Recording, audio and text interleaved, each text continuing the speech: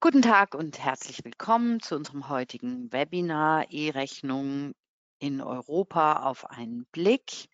Mein Name ist Katrin Hegenberger. Ich habe Sie zu dem heutigen Webinar eingeladen und möchte Ihnen zuerst meinen Kollegen, unseren E-Invoicing-Experten, Herrn Michael Hoch, vorstellen, der Sie heute durch dieses Webinar führen wird. Hallo Michael. Ja, hallo Katrin. Vielen Dank für die Einladung. Und gibt es noch was zu berichten über administrative Dinge? Genau, stimmt. Vielen Dank. Sie können uns jederzeit Fragen stellen in der Chat- oder in der Fragenfunktion, die wir dann am Ende dieses Webinars beantworten werden. Falls Sie uns im Nachgang auch noch Fragen schicken wollen, ist es selbstverständlich kein Problem. Die beantworten wir dann auch. Gut, dann legen wir los. Ja, vielen Dank, dass Sie sich die Zeit nehmen, unser heutiges halbstündiges Webinar zum Thema E-Rechnung Europa auf einen Blick. Ganz Europa werden wir nicht schaffen, aber wir haben uns für eine Auswahl an interessanten Ländern entschieden. Wir werden kurz reingehen und über Deutschland nochmal eine Kurzzusammenfassung bringen. Wir hatten ja im letzten Monat ein Webinar, was sehr ausführlich über Deutschland geredet hat. Da können wir Ihnen gerne auch die Folien und das Recording nochmal zur Verfügung stellen, wenn es tiefergreifend geht. Dann gehen wir nach Polen, was sich da tut, was geplant ist in Spanien und ein kurzer Einblick, was in Rumänien passiert. Zu Beginn ein paar Themen, die ich gerne erläutern würde. Was sind die Hintergründe für die ganzen E-Rechnungsthematiken, für die Compliance-Themen? Dann gehen wir zu den Ländern. Wie können Sie sich auf die Umsetzung vorbereiten? Und natürlich als nächstes haben Sie zum Schluss noch Zusammenfassung und Zeit für Fragen. Warum ist das Ganze wichtig? Sie haben sicher das eine oder andere Meldung gelesen in Deutschland, vor allem rund um das Thema elektronische Rechnung wird verpflichtend, Wachstumschancengesetz im Bundestag, im Bundesrat. Die E-Rechnung wird Pflicht. Da gibt es ja aktuell sehr viele Publikationen, was heiß diskutiert wird dort, aber vielleicht waren sie auch international unterwegs oder sind international unterwegs und haben mitbekommen, dass in Frankreich was publiziert wurde oder angekündigt wurde, in Spanien schon vor 2 Jahren, die Italiener das 2019 schon mit der E-Rechnung anders gemacht haben als der Rest von Europa und dass vielleicht Sie auch gehört haben, dass die EU jetzt Maßnahmen ergreift, um grenzüberschreitenden Rechnungsverkehr und Mehrwertsteuerhinterziehung zu bekämpfen. Der Stichtag ist da VAT in a Digital Age. Es sind aktuell die Verhandlungen in den Endzügen. Am 21. Juni treffen sich wieder die ECOFIN Mitglieder und wollen dann final die Maßnahmen dazu verabschieden. Ja, warum ist das Ganze wichtig? Auch ein Blick etwas über den deutschen Tellerrand hinaus. Den Ländern ist es wichtig, weitere Maßnahmen gegen Steuerhinterziehung zu ergreifen. Steuerbehörden auf der ganzen Welt ergreifen verschiedene Maßnahmen. Hier im Fokus heute Europa. Was tut sich da? Es gibt verschiedene Herangehensweisen, verschiedene Wege, das entsprechend einzuführen. Einige Länder erzwingen eine Umstellung als Einstieg dazu von Papier auf elektronisch strukturierte Rechnungen. Das ist das Mandat, was wir in Deutschland sehen oder was 2026 in Belgien kommen wird. Andere Länder, am Beispiel Italien, sagen, hey, wir möchten eine sogenannte kontinuierliche Transaktionskontrolle einführen. Continuous Transaction Control, CTC ist der englische Begriff dafür, wo dann eine Rechnung, wenn sie erzeugt wird, immer auch an die lokalen Steuerbehörden in den verschiedenen Ländern übermittelt wird, entweder nur als Reporting oder um es über das zentrale Portal auszutauschen. Italien, wie schon erwähnt, 2019. Spanien hat was in Vorbereitung. Rumänien hat etwas eingeführt und erweitert es gerade. Türkei, Polen, die Franzosen haben was geplant, das verschoben wurde jetzt. Und im Rahmen von WIDA werden da sicher auch noch weitere Länder Maßnahmen ergreifen müssen, wenn das kommt in den nächsten Jahren. Ja, in einigen sogenannten Post-Audit-Ländern wird zusätzlich noch erwartet, dass die Rechnungen signiert werden elektronisch, um die Unveränderbarkeit nachzuweisen. Heißt, die Rechnung, die zugestellt wird, soll geschützt werden gegen Manipulation und deswegen erfordern Behörden in Spanien und in Portugal eben Maßnahmen, die auszustellende und zu übermittelnde Rechnung zu signieren. Und was auch noch als weitere Nuance in den Modellen stattfinden kann, ist ein sogenanntes Clearance. Das heißt, bevor die Rechnung überhaupt an den Empfänger übermittelt wird, oder werden darf, muss eine sogenannte Freigabe, ein Clearance durch die zentralen Steuerportale in den Ländern erfolgen. Das sehen wir, was in Italien als Vorstufe für den Austausch am Portal oder was auch Polen da geplant hat. Ja. Zur generellen Eingrenzung oder Hilfestellung für Sie. In Ländern haben Sie in einem der Länder Niederlassungen oder sind dort steuerpflichtig. Kann ja auch sein, dass Sie nur eine Mehrwertsteuer-ID dort haben. Dann müssen Sie Maßnahmen ergreifen und sind Sie verpflichtet. Das Thema ist eben gesetzlich verpflichtend und verbindlich. Dann müssen Sie Maßnahmen ergreifen. Vielleicht zur Ausprägung, wenn wir über elektronische Rechnung reden, was meinen wir denn davon? Wir sind ja EDI-Service-Provider seit über 35 Jahren. Da ist ja elektronisch strukturierter Rechnungsaustausch schon immer als Teil der Nachrichtenaustausch in der digitalen Supply Chain eben schon etabliert. Da haben wir halt eine Edifact-Invoice 1:1, so der Bereich hier links, Classic EDI Invoicing, wie es nennt, vorstandardisiert, weil zahlreiche Standards im Markt sind. In den nordischen Ländern und durch Maßnahmen der EU mit dem PEPPOL-Verfahren kamen eben dann zunehmend standardisierte Austauschverfahren und in Nutzung.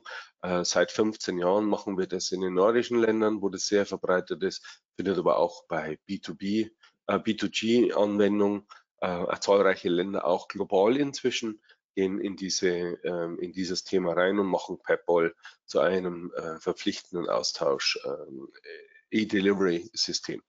Dann kommt die sogenannte verpflichtende Rechnung, also das hier links ist ja noch freiwillig. Die verpflichtende Rechnung kommt dann, wenn eine Regierung sagt, hey, ich möchte jetzt meine Behördenrechnungen in Englisch haben, was wir seit 4 Jahren in Deutschland haben und in anderen Ländern voll verpflichtend, bei uns teilverpflichtend. Oder was Deutschland angekündigt hat als Programm für die B2B-Rechnung zum 01.01.25, da hat man dann keine Wahl mehr.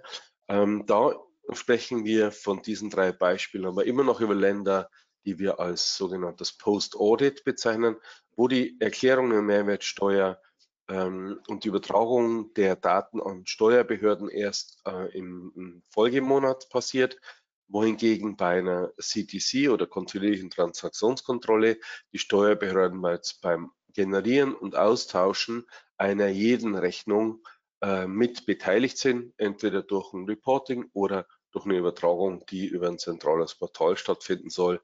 Als Beispiel hier auch wieder Italien, Frankreich, Spanien, Polen. Manche schon etabliert, manche in Vorbereitung. Auch da sind wir schon aktiv seit einigen Jahren mit unseren Lösungen. Und weil ich das Thema wieder schon erwähnt hatte, das ist dann die nächste Aufbaustufe. Das heißt, da zündet die EU die 4. Raketenstufe von standardisiert über verpflichtend hin zu kontinuierlicher Transaktionskontrolle, die ja bisher in den Maßnahmen immer nur in einzelnen Ländern aktiv sind, sagt der Gesetzesvorschlag, der diskutiert wird im Rahmen von VAT in the Digital Age. Das geht auch nun um Rechnungen, die innerhalb der Gemeinschaft grenzüberschreitend ausgetauscht werden. Auch da soll es Maßnahmen geben, die Steuerhinterziehung bei der Mehrwertsteuer vor allem einzudämmen. Und deswegen soll eine zentrale Datenbank für diese Rechnungen zukünftig geben. Zeitraum wird so etwa sein bis 2030, dass es etabliert wird, wobei alle Länder der EU vorher die lokalen Umsetzungen schon durchführen müssen. Ja, und bevor wir zum heutigen Fokusthema kommen und die Auswahl der Länder gehen, Katrin, ich glaube, du hast die Umfrage vorbereitet. Genau, ich schicke Ihnen jetzt eine kleine Umfrage rein, in der wir gerne wissen würden, in welchen weiteren Ländern Sie hauptsächlich geschäftlich tätig sind. Würden uns freuen, wenn Sie es kurz beantworten.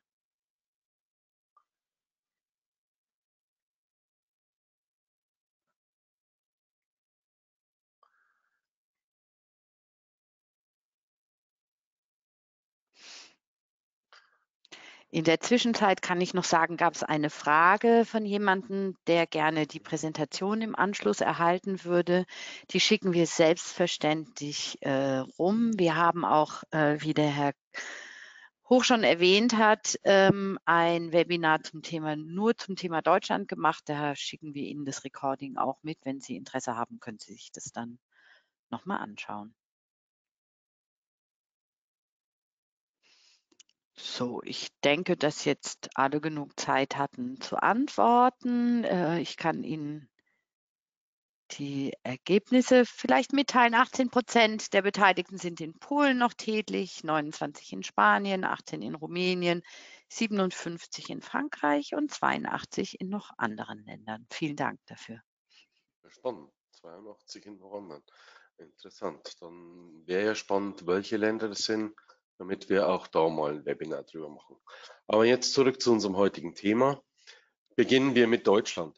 Wir bekommen im Rahmen des im März verabschiedeten Wachstumschancengesetzes, sehr lang diskutiert worden, jetzt eine Verpflichtung zur elektronischen Rechnung im B2B. Das heißt, wenn Unternehmen inländisch mit anderen inländischen Unternehmen Rechnungen austauschen, dann sind sie davon betroffen. Die E-Rechnung wird Pflicht werden. Es sind auch entsprechend schon Anpassungen im Umsatzsteuergesetz, in der Mehrwertsteuersystemrichtlinie und anderen Gesetzen erfolgt. Kurz zusammengefasst, entscheidend ist, es gibt einen Übergang der Priorität beim Rechnungsformat. Das heißt, die Priorität der Papierrechnung wird entfallen. Die Priorität der Rechnung im B2B-Umfeld wird zukünftig eine elektronisch strukturierte Rechnung sein, die der entsprechend konform ist zu einer Euronorm 16931, die seit einigen Jahren von der EU ja schon für Business-to-Government und Behördenrechnungen genutzt wird. Auch die X-Rechnung in Deutschland für Behördenrechnungen basiert darauf. Es gibt eine Übergangsfrist für bestimmte Altformate, kommen wir später noch drauf.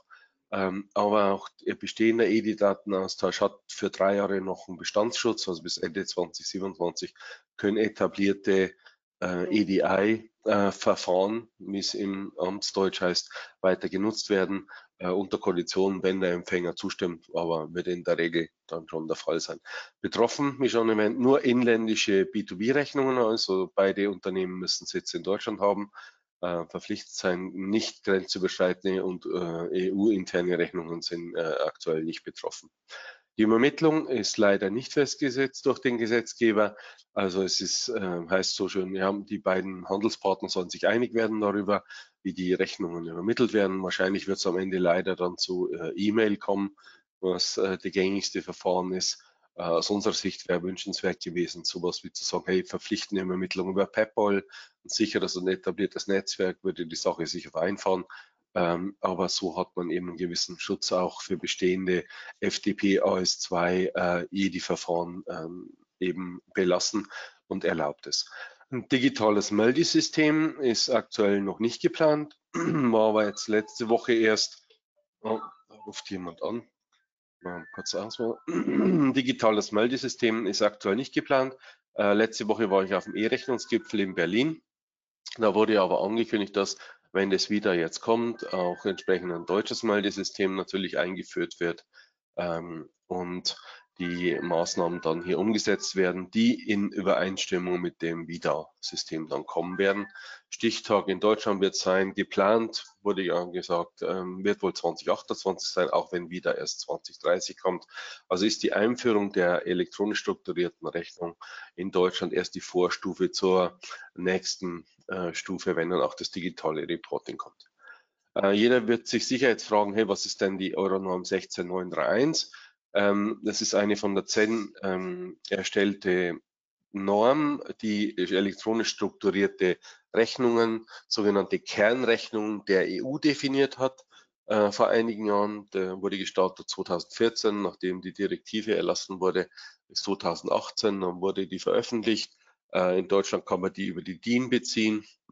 Und diese Euronorm sagt, hey, es gibt die und die Kernfelder, die sein müssen, ein semantisches Datenmodell, und dann gibt es noch verschiedene Syntaxes, die ausgeprägt sind. In Deutschland hier sind die bekanntesten Vertreter der Euronorm konformen Formate die X-Rechnung, die heute für die Rechnung an Behörden genutzt wird.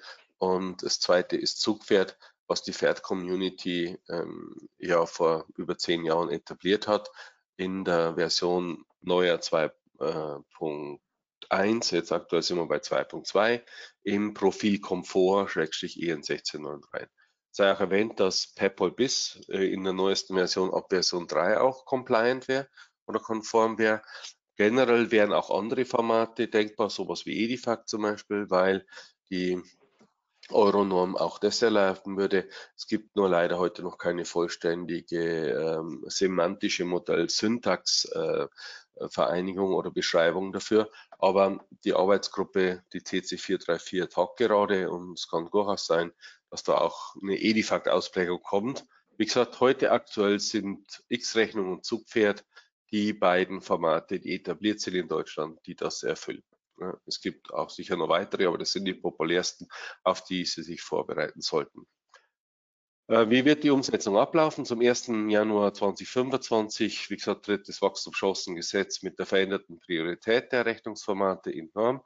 Ab diesem Zeitpunkt müssen Unternehmen auf den Empfang vorbereitet sein. Sie müssen es deswegen nicht voll verarbeiten, sie müssen aber die Rechnung annehmen. Sie können sie nicht mehr verweigern. Sie müssen die annehmen, wenn der Sender sagt, hey, ich möchte jetzt in Euronorm-Format schicken, dann ist es verpflichtend. Ab 1. Januar 2027 kommt dann der verpflichtende Versand für Unternehmen mit größer Jahresumsatz 800.000 Euro. Und am 1. Januar 2028 wird es für alle Teilnehmer verpflichtend. Wie gesagt, 1. Januar 2025, die ersten Unternehmen, mit denen ich in Kontakt bin, die wollen dann auch schon loslegen mit dem Versand. Also bereiten Sie sich vor. Hier nochmal, was über die Zeit mit den verschiedenen Formaten möglich ist. Nicht so detailliert wie beim letzten Mal, aber grob erwähnt. Was passiert mit der Papierrechnung? Ist sie noch erlaubt? Wann ist sie nicht mehr erlaubt? Was ist mit der strukturierten E-Rechnungsformaten? Die sind komplett erlaubt. Ab 1. Januar können nicht mehr widersprochen werden. Und andere EDI-Formate sind unter gewissen Bedingungen erlaubt, dass der Empfänger zustimmt.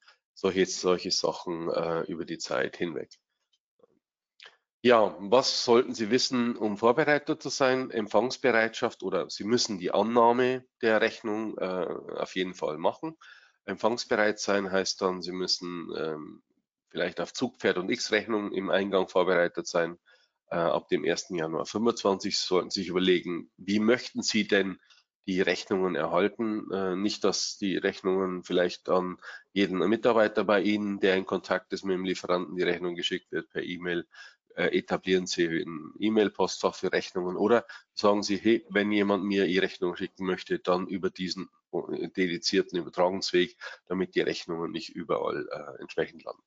Wollen Sie sich auch gleich dem Versand widmen? Würde ja Sinn machen, dass man sagt, hey, beide Projektteile macht man in einem Stück zusammen. Dann können Sie überlegen, hey, wollen Sie Zugpferd und oder X-Rechnung für Ihre Kunden anbieten, was ich als empfehlenswert und flexibel betrachten würde. Und sicher übertragen per E-Mail ist das einfachste Mittel, aber vielleicht gibt es den einen oder anderen Handelspartner, der sagt, nee, ich möchte es lieber per FTP haben. Als Hinweis noch, es gibt eine Archivierungspflicht natürlich vom deutschen Gesetzgeber für 10 Jahre für Rechnungen, was Sie heute im Papier haben oder in einem Dokumentenmanagementsystem. Auch die besteht dann weiterhin natürlich für die E-Rechnungen in Zukunft auch. Und nach den GOBD-Grundsätzen Verfahrensdokumentation erstellen, bereit haben, falls die Steuerprüfung mal kommt, solche Dinge. Nehmen Sie sich Zeit dafür und bereiten Sie sich darauf vor. Ja, kommen wir zum nächsten Kandidaten, der ein zentrales CTC-System zum Datenaustausch einführt. Das ist Polen. Polen macht ein sogenanntes Clearance-Modell mit teilweise zentralen Austausch über das Portal. Es wurde ursprünglich geplant zum 1. Juli diesen Jahres das zu machen. Es ist jetzt verschoben auf den 1. Februar 2026 in Phasen. Februar 26 erst für große Unternehmen, dann nochmal ein paar Monate Zeit für kleinere Unternehmen. Im Moment ist das Ganze zwar bestätigt von den polnischen Behörden, aber ich wäre jetzt nicht überrascht, wenn in den Folgemonaten noch weitere Maßnahmen kommen. Das KSCF-Portal dient zwei Dingen. Das eine ist, es wird ein Clearance stattfinden. Man bekommt eine Unique ID zurück von dem KSCF-Portal, was archiviert werden muss im ERP-System. Kann auch genutzt werden für den zentralen Austausch in Zukunft zwischen Sender und Empfänger. Heißt so viel wie, wenn Sie die Rechnung ausstellen, muss es zuerst ans KSCF zum Clearance, dann kommt der Unicode zurück und dann können Sie den Empfänger informieren, dass die Rechnung, wenn er angeschlossen ist, beim Portal zum Runterladen da ist, oder wenn Sie die Notwendigkeit haben, eine PDF-Rechnung zu generieren, dann dürfen Sie die dann entsprechend übermitteln, müssen aber dann einen QR-Code auf die PDF-Rechnung, die diese Unique ID widerspiegelt, mit drauf generieren. Ja, das Verfahren ist für inländische B2B-Rechnungen, auch wie in Deutschland analog, aber es gibt auch eine Reporting-Verpflichtung von Rechnungen, die Sie an ausländische Kunden von Ihrer polnischen Niederlassung entsprechend versenden. Da müssen Sie auf jeden Fall die Rechnung auch zum Clearance und zum Reporting hinschicken. Ja, Fahrplan sieht aktuell so aus. Es gab technische Probleme bei dem Portal mit der Umsetzung. Hat im Januar die polnische Regierung gesagt, hey, nee, wir machen jetzt hier mal erst ein technisches Audit, schauen, wie ist das System, was muss gemacht werden. Hat sich herausgestellt, ist doch nicht so robust und stabil wie gedacht, haben jetzt sich Zeit genommen, das nochmal alles zu überarbeiten und deswegen die verschobene Zeitlinie in den Februar 2026. Kommen wir zu Spanien. Spanien ist da hochaktiv mit verschiedenen Geschwindigkeiten bei den Mandaten. Spanien hat in Summe 4 Mandate. Wir werden uns heute auf die beiden markierten in der Mitte fokussieren, um Ihnen einen kurzen Einblick zu geben. Natürlich hat Spanien auch schon vor Jahren die Verpflichtung der EU-Direktive für Behördenrechnungen etabliert, umgesetzt vor Jahren in verschiedenen Bundeslandportalen, vielleicht so analog wie in Deutschland auch hier verschiedene Wust, der da erzeugt wurde. Dann gibt es das Gesetz, nennt sich CREA y CRECE, was das zukünftige B2B, E-Invoicing-Mandat widerspiegelt. Es gibt heute schon ein Invoice-Reporting-Verpflichtung für betroffene Firmen an ein Portal, was sich SII nennt. Es hängt ab von der Größe und Teilnahme am README-Programm und der Vollständigkeit halber sei doch erwähnt, es gibt ein Verifactu-Verfahren, wo ERP und Abrechnungssysteme zukünftig in Spanien zertifiziert werden müssen, damit sie genutzt werden können. Wir haben ja Vergleichbares schon in Portugal oder auch in Dänemark macht sowas. Es dürfen nur noch Systeme für die Abrechnung genutzt werden, die auch einen entsprechenden Zertifizierungsstatus durch die Behörden haben. Aber gehen wir mal rein, was sagen denn die zwei, wo es um die elektronische Rechnung geht, zum SRI. Einige größere Firmen machen das heute schon. Wir kriegen regelmäßig auch Anfragen, dass mehr dazukommen. Die Rechnungen müssen dabei in quasi Realtime an das Systema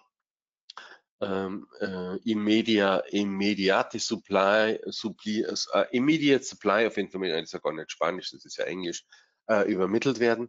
Das heißt, wenn Sie einen Jahresumsatz von mehr als 6 Millionen haben und oder an dem sogenannten automatischen Erstattungsprozess teilnehmen, dieses README-Programm, dann haben Sie die Notwendigkeit, beim Rechnungsausstellen auch jeweils ein Reporting an diese Steuerbehörden in Spanien zu machen. Das, was zukünftig noch ergänzt wird, ist ein sogenanntes dezentraler CTC-Exchange-Modell, was verpflichten wird für die elektronischen Rechnungen. Es hat verschiedene Ziele. Es soll die Digitalisierung der Unternehmen pushen. Es soll die Verkürzung der Zahlungsziele respektive der Zahlungsmoral soll verbessert werden von Unternehmen.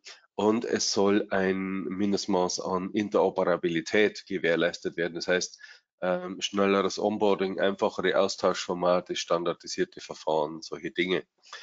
Die Initiative ist schon 2022 verabschiedet worden mit der Vorgabe, die Spezifikationen und Umsetzungsrichtlinien jetzt doch baldmöglichst fertig zu machen. Baldmöglichst heißt, wir sind jetzt im Sommer 2024. Aktuell wird erwartet, dass es entweder noch vor der Sommerpause oder spätestens September heuer dann veröffentlicht wird. Das Gesetz sagt, hey, sobald es in einer Royal Gazette veröffentlicht wird mit allen Umsetzungsrichtlinien, dann haben wir noch 12 Monate Zeit, bis die ersten Unternehmen die Verpflichtung spüren und machen müssen. Das gilt für Unternehmen und Freiberufler, die Rechnungen ausstellen, wenn der Counterpart oder Empfänger dem auch in Spanien ist, also B2B-Transaktionen. Es gibt ein paar einfache Ausnahmen mit vereinfachte Rechnungen. Was das Interessante ist, es gibt ein zentrales Portal, ein öffentliches Portal, was genutzt werden kann, um einen einfachen Austauschmöglichkeit zu haben, aber drumherum erlaubt der spanische Gesetzgeber, dass private Portale von Service-Providern von uns und anderen, die sich den Interoperability-Vorgaben verpflichtet zeichnen, auch genutzt werden können. Ja, aber diese Plattformen müssen eine Interoperabilität gewährleisten. Das heißt, wenn ein Kunde kommt, muss innerhalb von 4 Wochen ein Onboarding und eine Connection zum Empfänger oder zum Empfänger-Service-Provider gewährleistet sein. Ganz wichtig, unten hier vielleicht noch der Invoice-Status wird mitgetrackt durch das Verfahren. Der Empfänger muss innerhalb von 4 Tagen an den Aussteller der Rechnung rückmelden, ob er die Rechnung annimmt oder verweigert. Und wenn er die Rückantwort sagt, hey, ich akzeptiere die Rechnung, muss er das Zahlungsdatum melden und auch die Zahlung entsprechend an diesem Stichtag leisten. Ja, das ist ganz wichtig.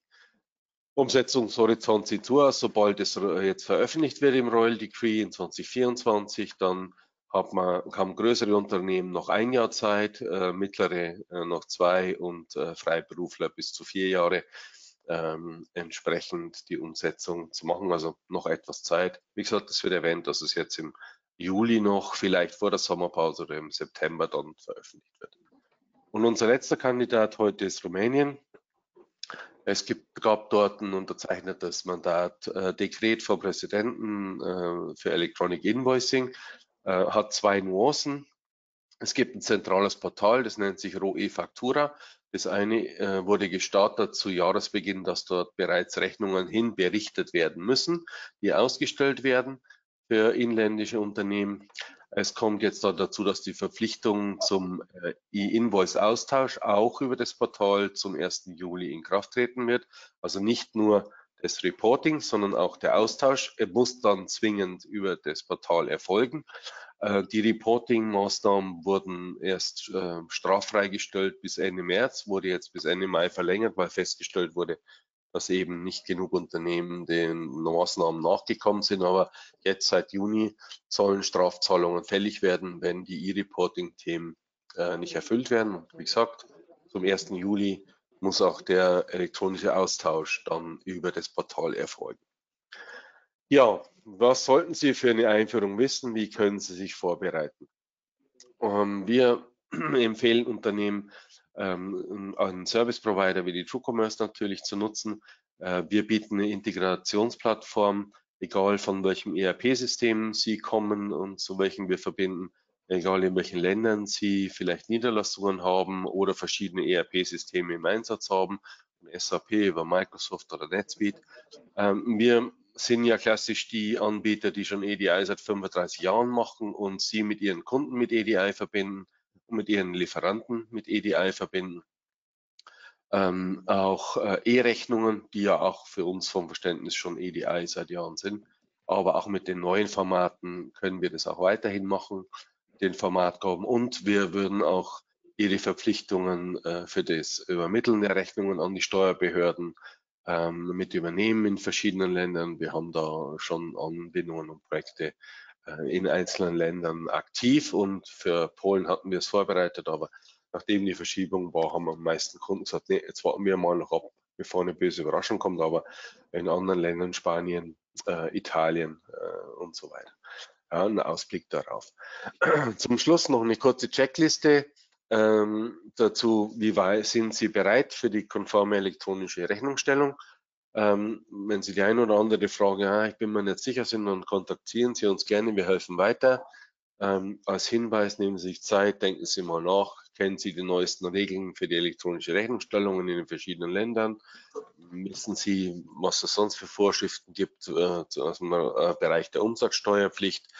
haben Sie sicher Auswirkungen über CTC, also diese zentralen Portale in den verschiedenen Ausprägungen, Central Exchange, Clearance, Real-Time Reporting, schon Gedanken gemacht, wie Sie das umsetzen, was für Auswirkungen es auf Ihre Abrechnungs- und Berichterstattungsprozesse hat, vor allem wenn Statusrückmeldungen zurückkommen, wie in Polen mit einer Unique ID, die im ERP-System gespeichert werden müssen, hat es Auswirkungen auf Ihre Quellsysteme, wo Daten zurückgespiegelt werden müssen, damit sie bereit sind für spätere Berichterstattung. Ja, und zum Abschluss noch jetzt Kurzflug über eine Auswahl an Ländern in Europa. Gibt es Fragen, Katrin? Ich sehe, wie gesagt, nur die eine Frage nach dem Foliensatz, die wir ja bereits beantwortet haben. Den kriegen Sie selbstverständlich auf jeden Fall zugesendet. Wir erlauben uns auch im Nachgang, Ihnen noch eine Befragung zuzuschicken, damit wir so ein bisschen lernen, was hat Ihnen gefallen, wo sind wir zu ausführlich, wo sind wir zu wenig ausführlich, was fehlt Ihnen in dem Webinar. Und wenn Sie sich dafür kurz Zeit nehmen, wären wir Ihnen natürlich sehr dankbar. Ja, Wir und schicken auch Ihnen auch gerne, das. wenn es Länder gibt, sorry, wenn ich jetzt noch unterbreche, Katrin, wenn es Ja, Länder gibt, die für Sie von Interesse sind, die wir bisher in unserem Webinar nicht behandelt haben, dann gerne. Es gibt ja auch im APEC-Bereich, also Asia-Pacific, Länder wie Australien, Neuseeland, Singapur, die Maßnahmen vorbereiten. Auch da hätten wir Informationen. Wenn es da Länder gibt, auch Südamerika, dann geben Sie uns Rückantwort bei der Umfrage. Nehmen wir es auf in eines unserer zukünftigen Webinare gerne. genau. Ich sehe jetzt keine Fragen mehr. Dann möchte ich mich herzlich bedanken für Ihre Teilnahme und zögern Sie nicht, uns auch im Nachgang noch Fragen zu stellen. Sie bekommen auch die Aufzeichnung des Webinars nochmal zugeschickt, damit Sie sich das nochmal anhören können oder das verteilen können. Und wir hoffen, es hat Ihnen gefallen und wir wünschen Ihnen einen wunderschönen Tag. Danke, gute Zeit.